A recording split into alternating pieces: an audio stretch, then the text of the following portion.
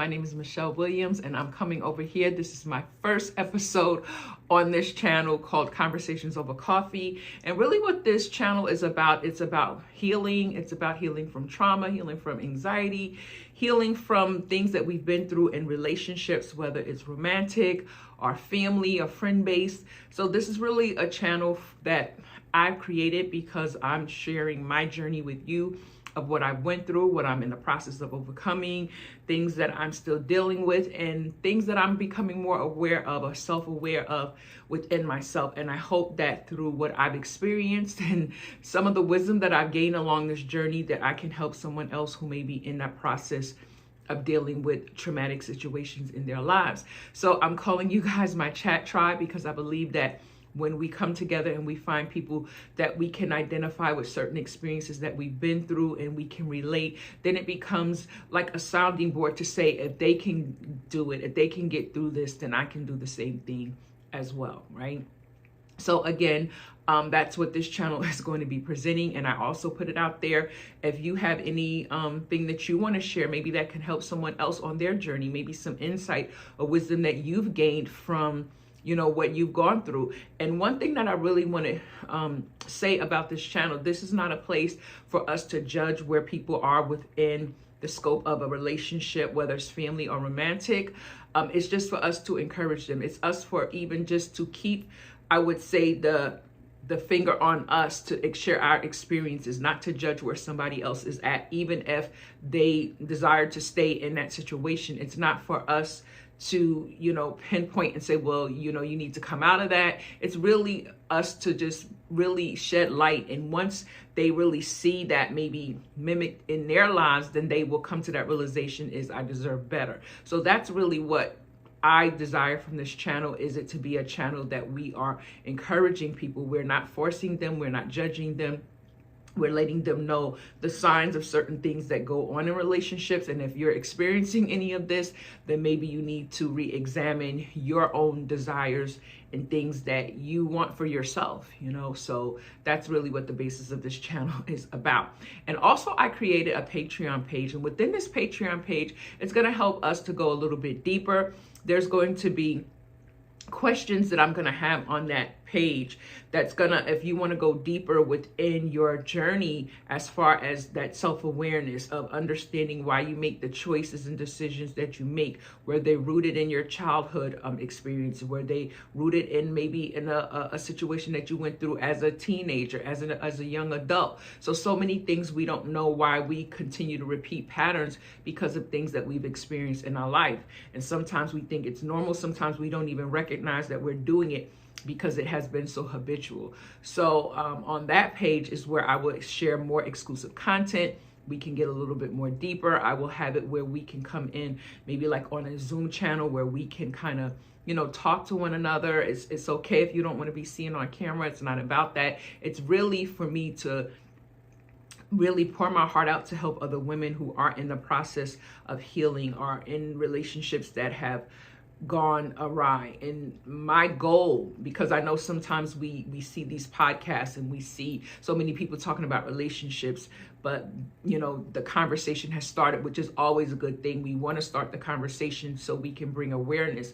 But my goal in that conversation is not just to start the conversation, to bring the awareness.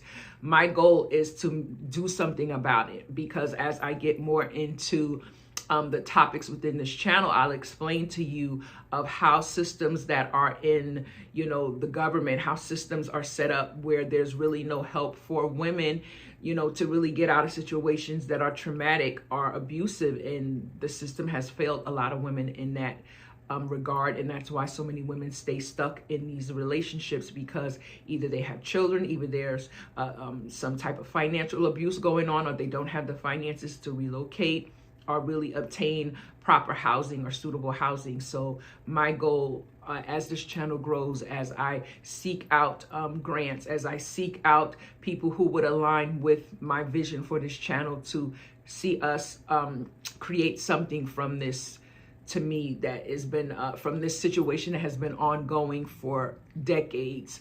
And I want to do something about it because I believe it has to stop. So with that being said, The first podcast episode that I'm going to be talking about is how to recognize toxic relationship patterns. And I prepared some notes and everything. So if you see me looking down at my paper, it's only because I want to stay on topic, because sometimes I can go off on a rant, and I don't want to do that. I want to stay focused on the key things that I really want to bring to y'all within this channel. So the first thing I'm going to say that we need to understand, like, what is the definition of a toxic relationship? Like, when we are in certain relationships, like, what makes that relationship become toxic? Or even in the beginning, when we start, noticing red flags. And there was a conversation, let me say this. Oh, and before I'm just getting into the topic, but let me know if you want to support the channel. I have merch. There is a Conversations Over Coffee journal where you can go ahead and start writing notes down, things that I, drop gems within this, podcast. You can utilize that for that. Also, I have a Conversations Over Coffee t-shirt that has the, little logo on that. And also have my Conversations Over Coffee mug. So as I'm sitting talking to you guys, I'm also having my coffee. But if you're not a coffee drinker, don't let that deter you from tuning in. You can have wine, you can have juice, you can have tea, water, whatever it is. Because from time to time, I'll come across with a different beverage as well. But this is really just to support the channel and the things that I'm really trying to move toward doing to help women in situations that they have no help in. So I wanted to just put that out there. All the links will be in the description, so that way if you want to sign up for the Patreon page, if you want to go ahead and purchase the merch that I have. Also on the Patreon page, I'm going to be creating guides that come along with your membership. So this is going to help you with, meditation. It's going to help you with so many things. So there's a plethora of things that I have going on that I want to introduce, because I want to be a vital resource for those women who need it. Because in the time that I was going through situations in my life, there was no resources for me. Even if they were out there was all of these, what I would say, criterias that you would have to fit into. But listen, if we are women running for our lives, running for our children's lives, like, what criteria is it for me to fit into if I'm just really trying to stay alive? Like, to me, that makes no sense. So this is the purpose of this channel again. So now, when I was talking about like the patterns of a toxic relationship, and let me just take a sip of coffee, as I don't want it to get cold. But with that being said, when we are first getting into a relationship, and let me start from this vantage point.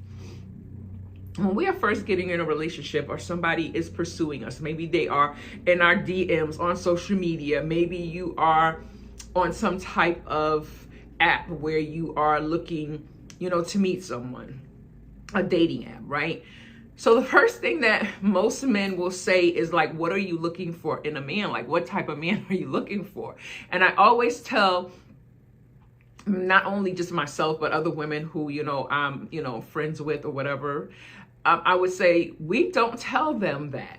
Like, when I first meet you, the goal is to see if there is a connection. And how we do that, we kind of say, well, what are you into? What are your goals? Like, what are your goals for the next 3 to 5 years? This will give you the mindset of that person. Like, what do you do in your life? Like, what is your career?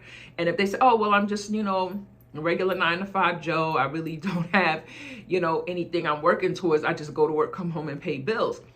And that's fine. If that's something that is part of their lifestyle and that's what they want to do, that's fine, right? There's nothing against that, right? They are a working citizen.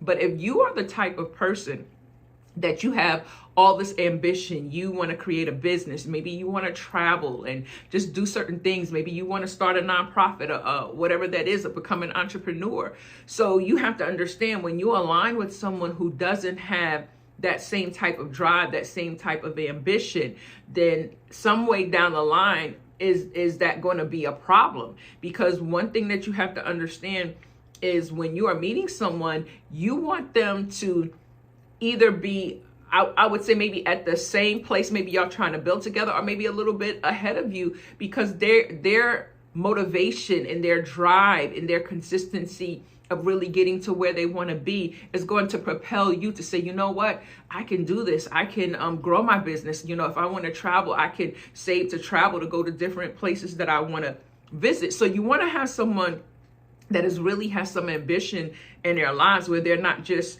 you know, comfortable with status quo. And again, but if that's something that you're seeking and then that's what meets your needs, then by all means. But what I'm saying is you want to make sure that the two align. You don't want to be with someone, especially if they don't pay their bills on time, if their credit is bad, if they're not a good manager of money, if they have all this credit card debt. Like, I think sometimes when we get into romantic relationships, we're not thinking about, well, this person is coming in my life to meet me. And we have to find out so much information, like, you know, are you married? And a lot of people say, no, I'm not married, but they could be separated. Maybe they're on the verge of divorce. And I think that that's something that needs to be disclosed in the beginning of the relationship. Do you still live together? Like, those are questions that we need to be asking people instead of what do you want in a man or a woman, right? We need to find out what is the dynamic around your life right now. And then we need to understand if that's something that you're willing to deal with. If you are meeting a person and they're saying, well, I'm not divorced yet. Okay, well, are you still living in the household with this person? Do you have children by this person? Because somebody can give you the narrative of what they want you to believe, but that may be totally different from what the other spouse or person could be saying, right? That it could be a whole different story from what this person is laying out in front of you. So you really want to be very cautious in the beginning. You want to ask questions, especially if you see a connection. Now, I'm not saying maybe on the first date, like they asked you out, like, you know, you seem like a nice person, whatever that is, I would like to take you out. So during that conversation, I think the appropriate thing that we need to basically say is, you know, again, are you married? Are you in a marriage? Or what is the situation with you regarding like any exes or anything like that? Because we as people need to know. We don't need to be going out with someone and there's somebody running up on us because they think now we're cheating with their wives or their husbands, and now we're in court in a situation that we didn't bank on. So I think we need to really ask maybe those questions before we go out on that first date. We need to be asking people like, you know, what is your situation now? Because I'm not trying to put myself into situations of drama. I'm overcoming that. So I think that is a great place to start. So with that being said, now we're going to go into what are some patterns that would really describe a toxic relationship or a toxic pattern, right? So once we get into, let's say, like a relationship, and it's starting out in a place of where this person is like just your cheerleader. They're just supporting you. They're helping you. And you're just thinking like, oh, wow, you know, such and such is really, you know, there for me. I'm starting my business. They gave me money to start my business, or, you know, they're really helping me in this area. But then after a while, what you start noticing is now there's a lack of support. They've pulled back because now they've got you emotionally invested. They have you in this place of where now you trust them, you know, you done built up that rapport, but now you kind of see them kind of holding back on certain things that they were so freely giving in the beginning.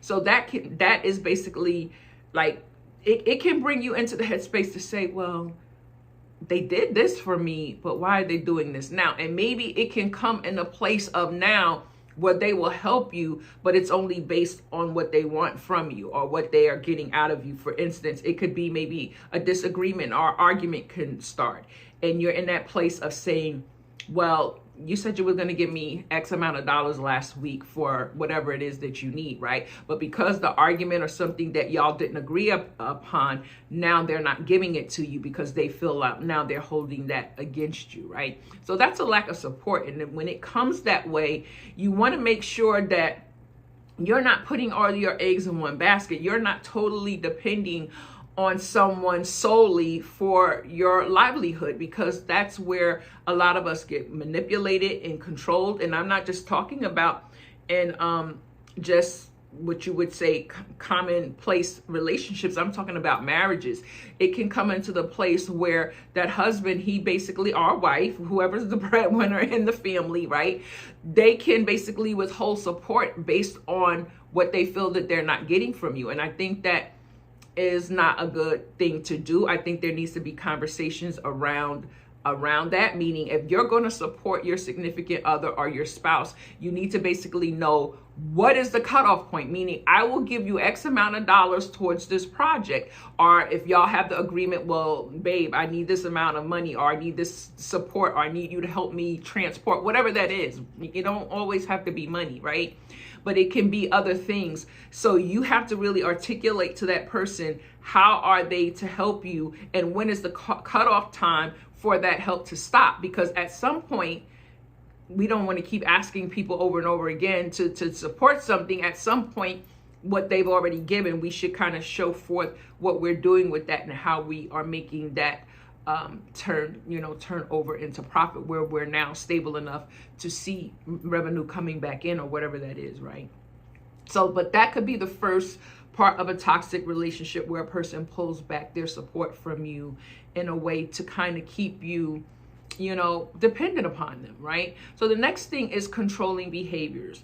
And once you notice, now it can start off in the beginning where I don't know, sometimes, when you're first in a relationship, and especially if we women have been starved of affirmation, we have been starved of, a man really just being there for us, being attentive to us, and just doting on us. And it can come off as cute in the beginning to say, well, babe, where are you? I'm like, oh, I'm just going to get my nails done. Oh, well, let me see you. Let me FaceTime you when you get there. So you'll think that, oh, my man, he just wants to make sure, or it could be, the man, the woman asking the man to do the same thing, vice versa. But the whole thing about it, it becomes a lack of trust. It becomes where now there's some toxicity in it, because maybe in their past relationships, they've been cheated on, they've been lied to. And I think in the beginning of any relationship that you feel is getting serious or moving forward, there needs to be a conversation around trust. There needs to be a conversation to say, even when it comes to, cell phones. I mean, sometimes people get so caught up over, oh, I wonder, who's in the cell phone. I wonder like who he texts, or who she texts, or who, whatever that situation is, right? And there was a post that I seen on a social media where it was a skit, and it was where the girlfriend was over the boyfriend's house, and his phone must have got a text, and she said, oh, you got a text? And he was like, okay, check to see who it is. And she was like, and he gave her the password, and she was like looking like, are you sure? So she went in, and he said, oh, well, tell such and such I'll get back to him another day. So she texted him back, and it was like the whole situation around that video, maybe you saw it, was basically that this was, abnormal for a man to just basically say, well, here's the, password, text them back. Like, I have nothing to hide. And in the comments, everything in the comments, people were saying, oh, that's probably his burner phone, or that's probably his second phone. And even for us to have that mentality to say, oh, he's just trying to show her he's this faithful man, but really that's not his main phone. The phone that has all of his secrets is somewhere else.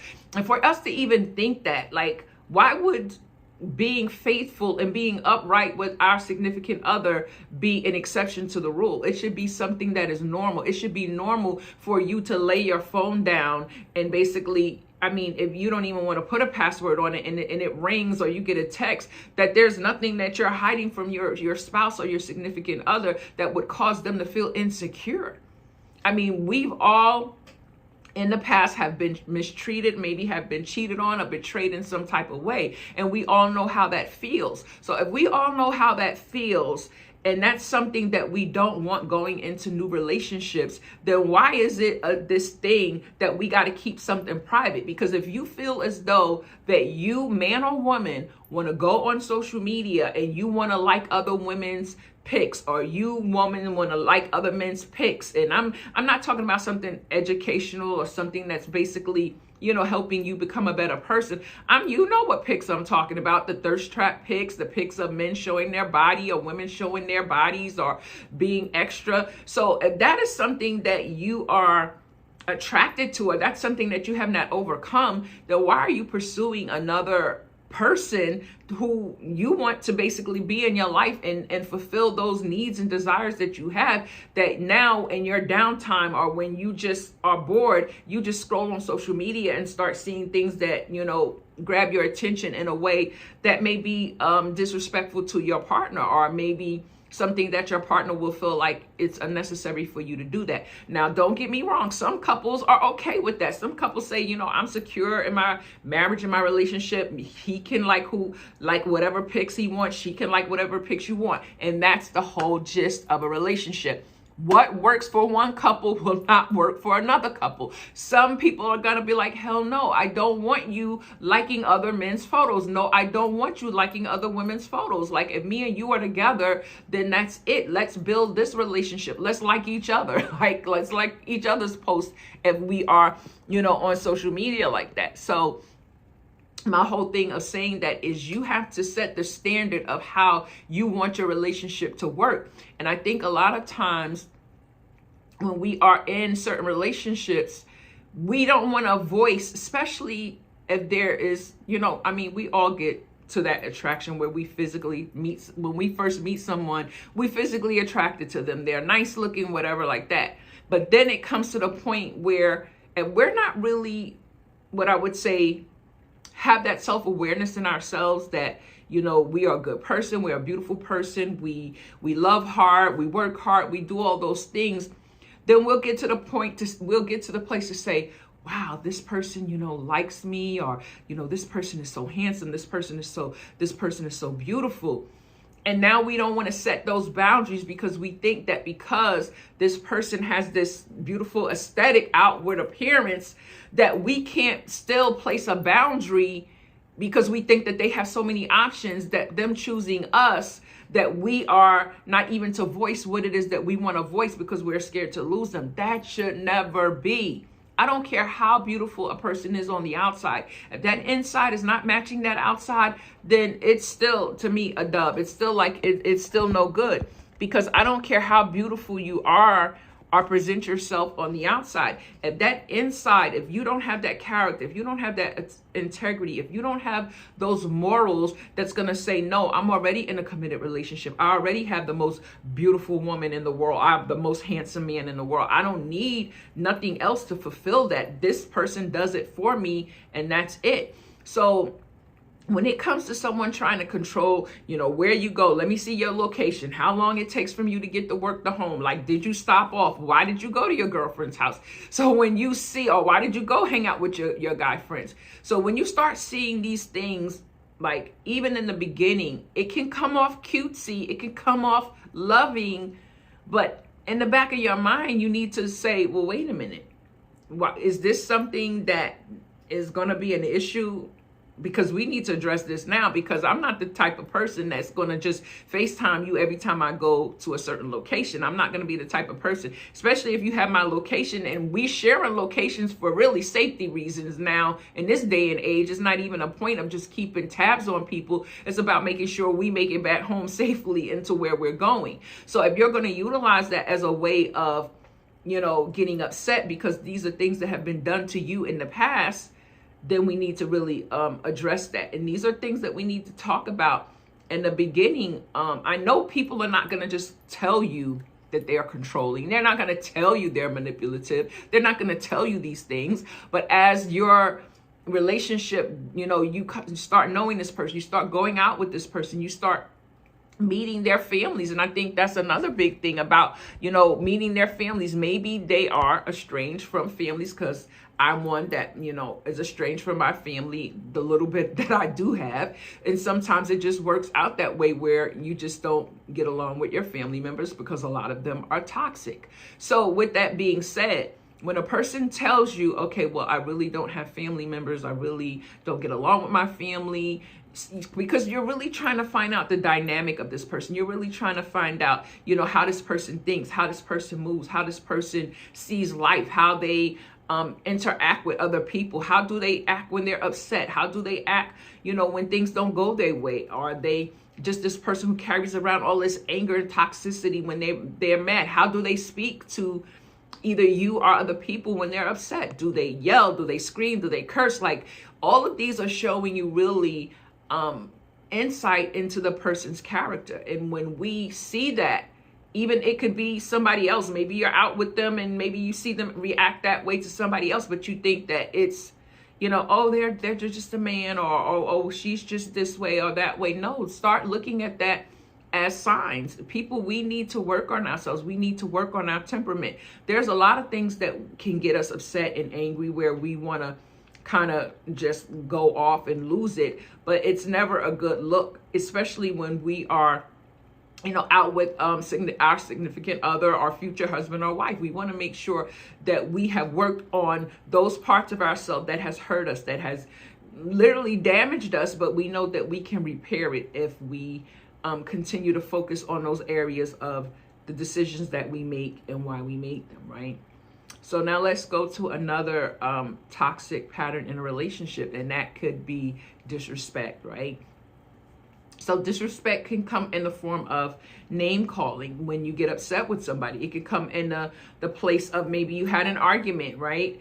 And now the person doesn't call you for 3 days, or they don't text you back for 3 days. And now you're all upset, and now your emotions are all involved, and maybe they're not speaking to you the way they were speaking to you before. And all of these are red flags. And a lot of times we just brush it off as, oh, well, they can be in their feelings. I'll let them be in their feelings, all they want. But then when they call back or whatever, maybe they don't even apologize, or maybe they'll say, well, you said this and this is what made me upset. When you did this, no, let's keep it 100. We're both adults. If I said something or did something to you that you felt was disrespectful, then we should have addressed it right then and there. Because for you to just ghost me and not say anything and then call back 2 or 3 days later and now think that we're just supposed to move on and there's not supposed to be some type of conversation, then it's not going to work. And I think that we really need to hold to that. We need to really let people know that we're not just saying that just to say that, to control them and their behavior. We're saying that if this continues, because now I'm pushing back how I was pursuing you. I'm pushing back on me really kind of trying to move forward with you, because I'm seeing certain things that I'm seeing as red flags, as a pattern that I don't want to and have entered into my life again. And until you can, work on that, because to me, that's utterly disrespectful. That's just saying like, okay, I don't even want to talk to you. I don't even want to see you for 3 whole days. And now you pop up and now you tell me because you said X, Y, and Z, right? So I think as an adult, we need to let people know when they've hurt us. We need to let people know when they've wronged us. And we need to let people know, when they've disrespected us. And this is so key. I was talking to one of my friends the other day, and she was telling me about a conversation that she was having with someone, and how I guess the conversation didn't go so well, and the person kept cutting her off. Wouldn't allow her to speak, was like, I guess, over talking her. And that can be a really red flag when it's disrespectful. It's disrespectful to the point of where, let me say this, where they're trying to shut you down. They're not trying to take accountability for what it is that you're speaking to them. And my advice to her in that situation is this, because this was the whole point. She was saying this person, is a friend of hers, and they wanted to take her out to for her birthday, her upcoming birthday. And she was saying how now she felt like hesitant to go because of that conversation that happened. And now she's like, I don't know if I should, kind of pursue it. And I said, this is what I say. And if you feel as though you texting her back or you calling her back, it's gonna not really have an effect. It's going to be like the same thing, and it's going to just be her over talking you or going through all of those emotions that you really don't want to go through, then this is what you need to do. Either send her an email and let her know that I thank you for inviting me out for, this occasion, but I'm going to respectfully decline because this is how you made me feel when I reached out to you. And I reached out to you to give you the opportunity to let me know X, Y, and Z. But you became very obnoxious, overbearing. You wouldn't let me talk. You basically were shutting me down. You were sending me texts in all caps, which means you were shouting. And I'm not going to allow someone to treat me that way. So I thank you again for thinking of me in that regard for my birthday. But again, I'm going to respectfully decline, and you have a great day. And this is how you take the energy of someone trying to come who may have like a really dominant personality and trying to just shut you down. This is how you basically end that. You just put like a plug in it. Like, listen, we don't have to go no further. You showed me who you are. You basically said what you needed to say, even though you didn't say it in a respectful way. And so I'm saying that to say this. When you're dealing with people who are overbearing and obnoxious, always have to have the last word, just send them a text or an email and just let them know. A message, however they receive messages, and just let them know. So this way you don't have to have that back and forth. You don't have to have them over talking you. You can dead that situation and that conversation and just move on with your life, because life is too short to sit here and keep rehashing things that you went through with people. Like, cut it off. We're in a new year, and it's time for us to heal and move on, and stop allowing people to take up, I would say, rent in your head. Like, stop letting people, things that they've done, to continue just to be in that loop. Oh, they've done this, they've done this, they've done this. Yes. But at what point are you going to move on from what they've done to you? What point are you going to move on and say, what things do I want in my life today? Like, what is it that I want? And that's where the journal comes in. Now, you don't have to get this journal. You can use any journal to journal, but you need to start saying to yourself, what do you want in your life today? What do you want? Like, be very specific. If you want a partner, say that. I want a faithful partner. I want a partner that is, that we have not only that chemistry, that connection, but we have the same, desire or vision to move forward in life. We want to travel. We want to, do things together. We want to build together, whether it's real estate, whether it's businesses, whatever that is. We want to have children. We want to have a family. We want to be homeowners, whatever that is. Start writing that down and be very specific. How do you want that person to treat you? How do you want, I'm sorry, I keep moving this because I forgot to put my do not disturb on, and it's too late because I already started the video. But anywho, it's really you really putting down and writing down. I have so many journals that I write down what I want. I'm very specific. This is the person I want. This is the goals, that I want him to be, have a career, have, I want him to be, in fitness. I want him to eat kind of healthy, like, not saying like, he has to be, just all the way there. I'm just saying, like, we're working on basically getting to that point, but it has to be something that's aligning with what I desire in my life. Why would I ever choose a man for my life that is not in alignment with where I want to go? At some point, that's going to hold me back. At some point, that's going to put me in a place of being depressed.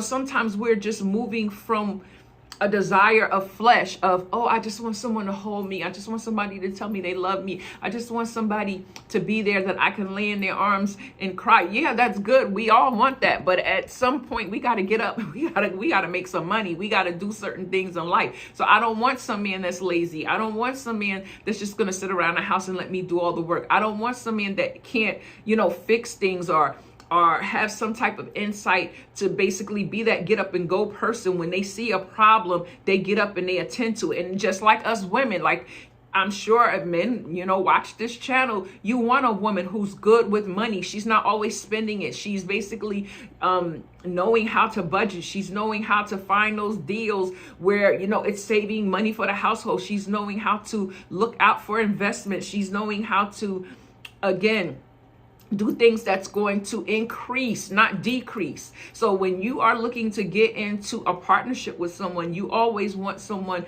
that's going to level you up, not just saying, oh, well, I want to be with a man because he makes X amount of money because I want to live this lifestyle. No, we want to live it together. So we have to pursue it together.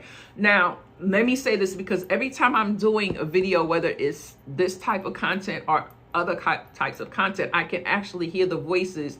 But I don't want to work. Well, I just want, I want the type of husband that's going to allow me to go shop. Well, hey, if that's what you want, then granted, do what makes you happy. Let me just say that at the ending of this.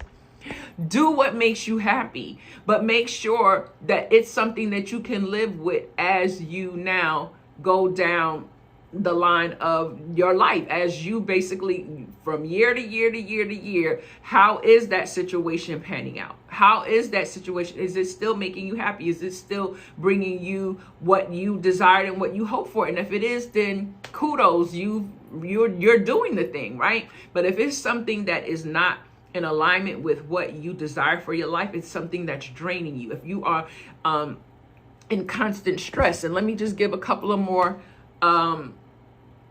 points on patterns of a toxic relationship. And what I'll do is I'll come back and I'll do a part 2, because we're almost like we're already 35 minutes into this video, but I'll come back and do a part 2. So I'm gonna pick out a couple of more. So the next one is an unhealthy jealousy, and I think I kind of touched on that when I was talking about with the location and them always, want to know where you're going. And that unhealthy jealousy can come across as, again, in the beginning, and you can feel like, oh, he or she loves me. They're just, being jealous, and they kind of get a kick out of it in the beginning. But then as that relationship continues to move forward, it becomes where now that jealousy comes with yelling, that jealousy comes with hitting, that jealousy comes, with abuse. It can be financial abuse. It can be emotional abuse, mental abuse. And we have to understand, when we're in toxic relationships, it plays on our mental capacity. It plays on your moods. And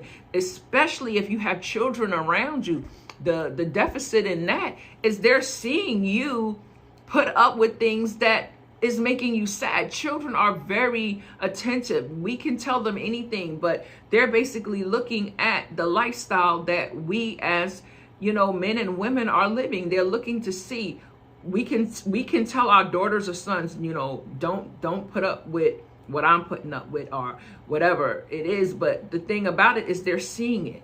They're seeing it, the example lived out before them. They're seeing mommy being hit, or they're seeing mommy being yelled at, or they're seeing mommy being cursed at, or they're seeing mommy being cheated on, and mommy's crying because now she's all frustrated because now she's dealing with someone who doesn't love her enough to just be there for her and treat her like the queen that she is. And then they grow up and they get into these relationships because they're looking for that same love that the other parent was looking for. And that's something that we do not want to pass down to our children. We don't want them to see us in toxic relationships to the point of where we lose ourselves. We lose to the point we're just walking around as zombies. We just have that I don't care anymore, that I don't care, and we walk around, it shows in our demeanor, it shows on our face, it shows in how we show up in the world. It just shows so much on us.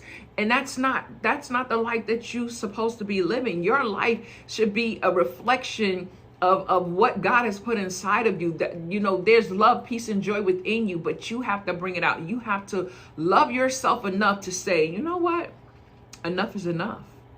Enough is enough. And even if you can't articulate that to your other partner, because there may be some issues there where, oh, you ain't gonna leave me without da-da-da, and that this is the type of person that's in your life who's very abusive, not only mentally but physically, then you have to start getting a game plan together. You're gonna have to start putting money together, finding resources. And this is again another reason why I want to make sure that I can pull these things together for us women out there, because I know that it is really needed. And I'm not talking about places where, God forbid, where you have to go where it is just to me some of the worst conditions that you're just saying, well, I'd rather just stay home and deal with what I'm dealing with than to go into these places, because the people are nasty, they don't care, they have no regard for what you're going through, the trauma you've already been through. They're talking to you nasty. It's enough to make a person just break down. And I am here to I don't know how I'm going to change this system, but some kind of way I'm going to change this system, because it needs to be changed. And I'm going to search high and low to make sure that I come up with the resources and the just whatever that is needed for women who need to basically have a safe place that they can go to, whether it's in another state, whether it's in their own state, where they cannot just function, or just exist, but they can thrive.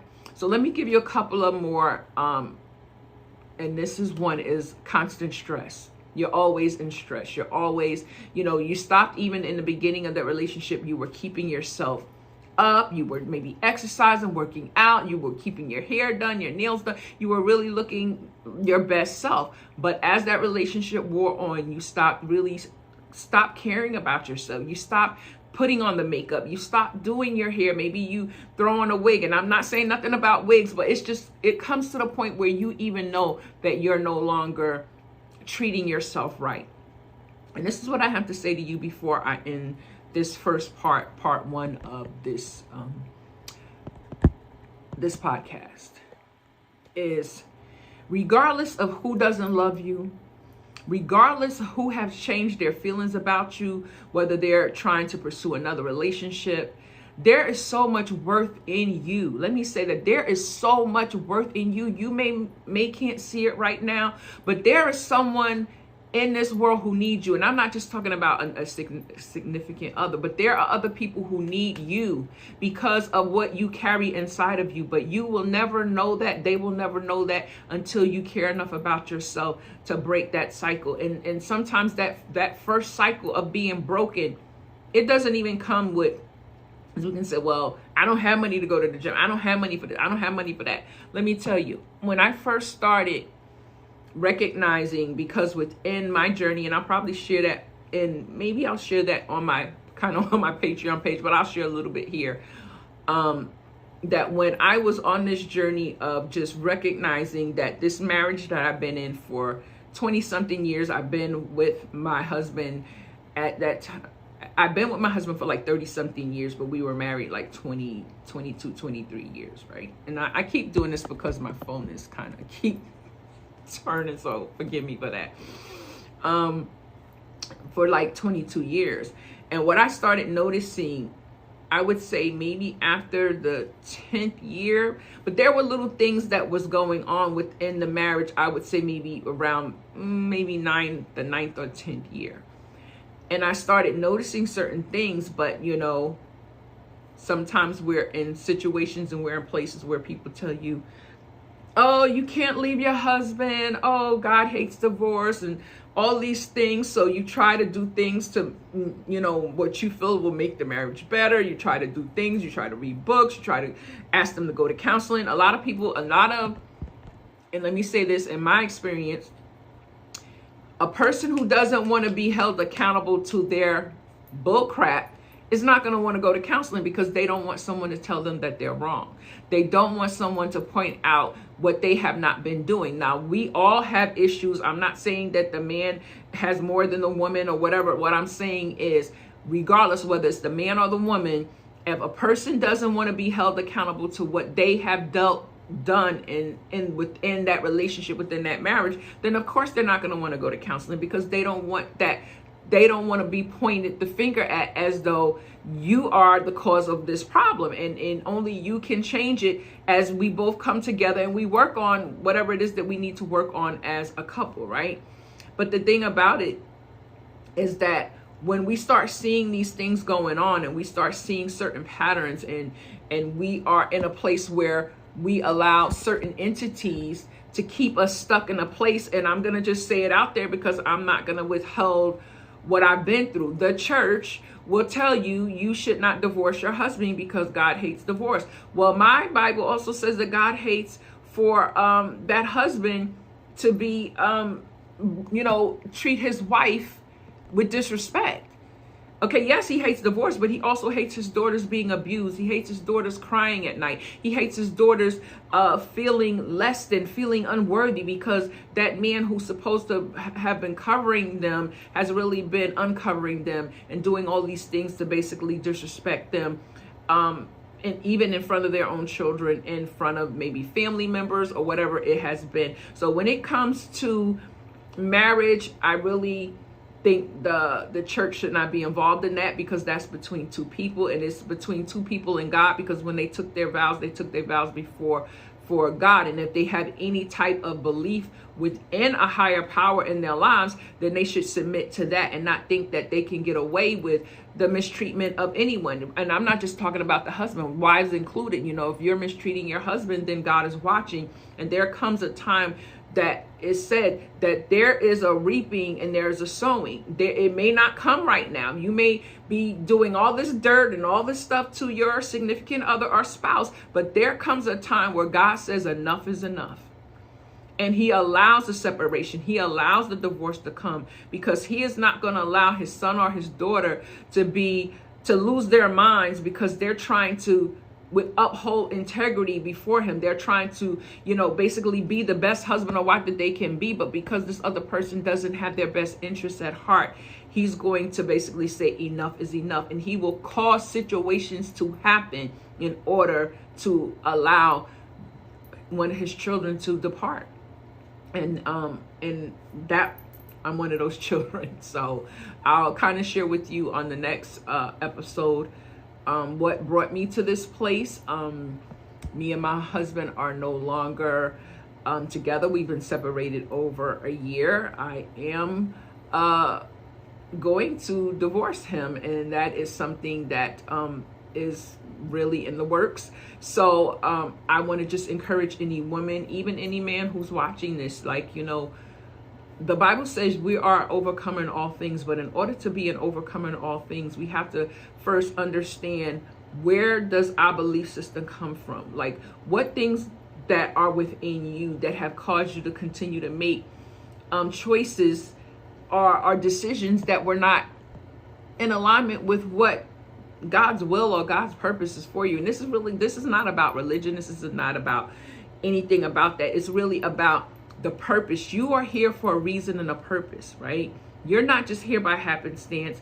You were not just born. I don't care what situation you came into the earth. There is a plan for you. And in order for you to fulfill that plan, you have to understand the choices and decisions that we make can not stop the plan, but it can delay and hinder the plan. And I never want that for you. God doesn't want that for you as well.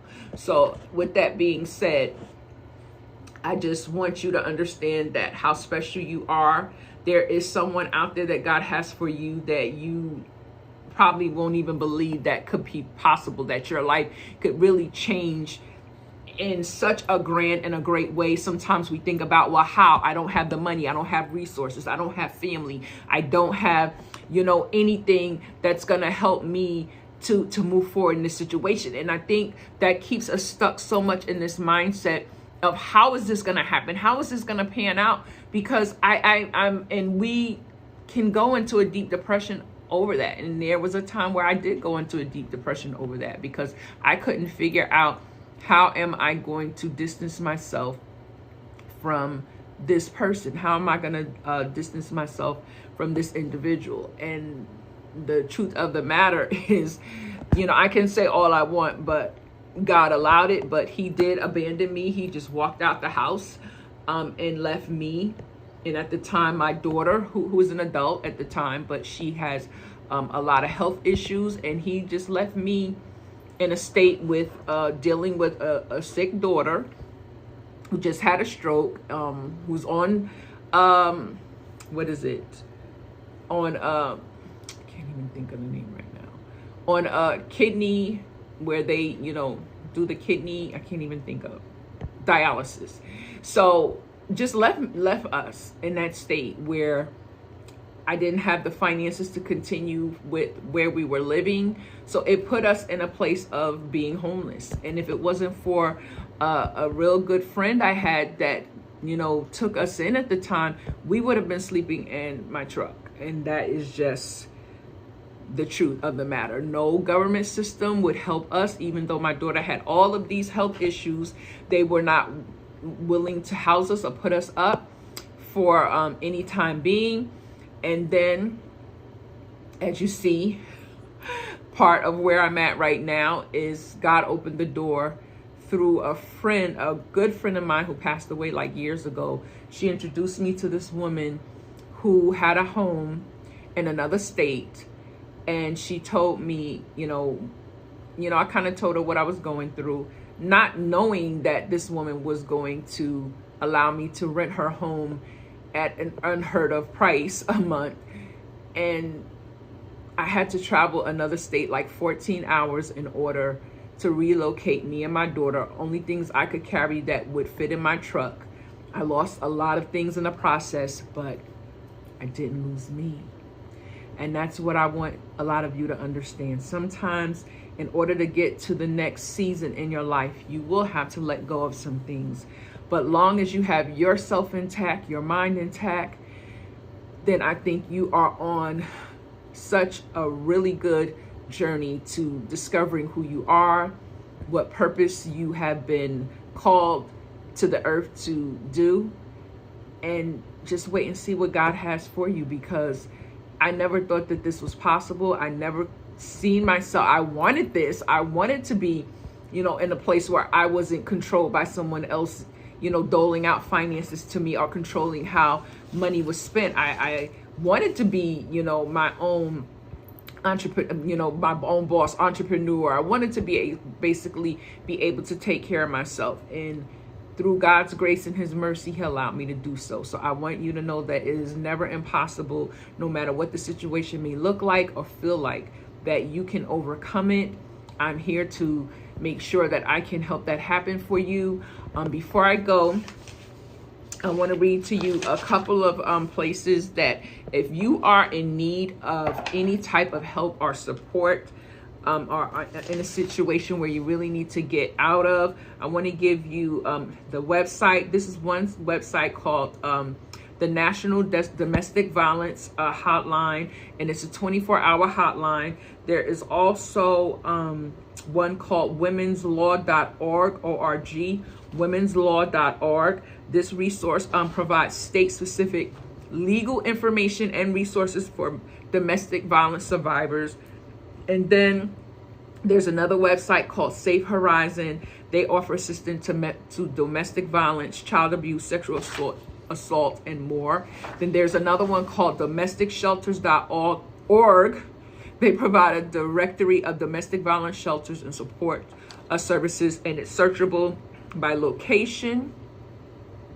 And there's another one that's called National Network to End Domestic Violence, and it's NNEDV. You can do a Google search, NNEDV. So they work to promote laws, policies, and practices to help survivors and advocate for their rights. So there's resources out here, but in my case, there is just certain things that I want to do that I don't believe that is being done at the level that I think it should be done, as far as when it comes to really securing housing. And I'm talking about something that's transitional, where women can be in their own place, because it's so traumatic to go through things within a relationship, within a marriage, and then because you have to leave a situation abruptly, now you're thrown into this place where you're around different people, all different temperaments, all different things you're going through, and you're already dealing with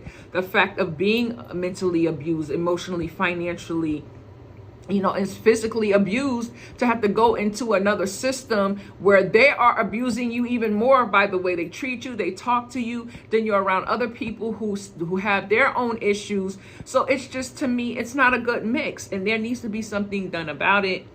And this is my goal, to foresee something to be done about it. So I know it's going to take time, and maybe it won't. God's will, it will be something that he will bring quickly, that I can get this moving along, and it can be something that can really help a lot of women to become, women and men, that to become who they were meant to be in this earth, so their children can see them thrive. Their children can now grow up and see what mom and dad has overcome, that this does not have to be the story that they end with. This is just the beginning of their story. So again, my name is Michelle Williams. I welcome you to this channel. Please subscribe, comment below, share. And again, if you have any site that you want to share, that I can basically put out here on my channel, I will be glad to share anything that you want to share that can uplift another woman or a man that's going through a situation within their relationship. So have a great day. I will be with you on the next podcast of Conversations Over Coffee. Bye.